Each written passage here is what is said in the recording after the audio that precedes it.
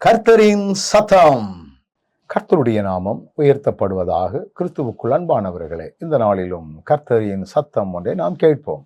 யோவான் 4வது அதிகாரம் 24ஆம் வசனம் இப்படி சொல்லுகிறது: தேவன் ஆவியாயிருக்கிறார், அவரை தொழுது கொள்ளுகிறவர்கள் ஆவியோடும் உண்மையோடும் அவரை தொழுது கொள்ள வேண்டும் என்றார்.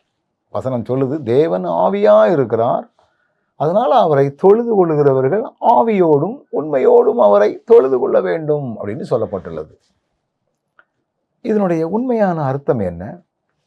ஆவியா இருக்கிறார் அப்படின்னா, நாமளும் உங்க ஆவியில நிறைஞ்சி இருக்கிற இடத்துல துள்ளி கைகளை படபடன்னு அடிச்சு நிலைகுலைந்து ஆராதிப்பது என்று அர்த்தம் அல்ல.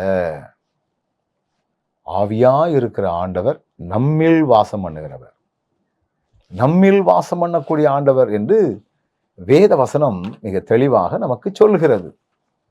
அப்ப அந்த ஆவியானவர் நமக்குள்ளே வாசம் பண்ணுவாரே என்றால், ஒரு வசனத்தை கூட நான் உங்களுக்கு சுட்டி காட்டுகிறேன் பாருங்கள்.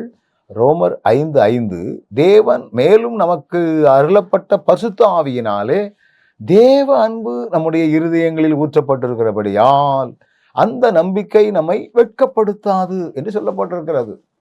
ஆவியானவருடைய நிறைவு நமக்குள்ள இருந்துச்சுன்னா தேவ அன்பு நமக்குள்ள இருக்கும். அந்த அன்பின் அடிப்படையிலே, கல்வாரியினுடைய அன்பு என்னை நெருக்கி ஏவுகிறது என்று சொல்லி ஒருவர் சொல்லுவார்.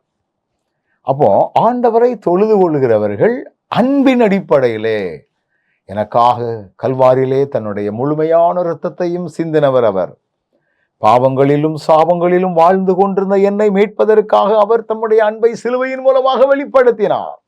இந்த அன்பினாலும் உண்மையான எண்ணங்களோடும், ஃபார்மாலிட்டி அல்ல, கடமைக்காக அல்ல, ஒருவேளை முறையை கழிப்போமே என்பதற்காக அல்ல, உண்மையாய் நான் அவரை ஆராதிக்கின்றவர்களாய் காணப்பட வேண்டும் என்று சொல்லி வேதவசனம் சொல்லுகிறது. தொழுது கொள்ளுதல் என்பது மிக முக்கியம்.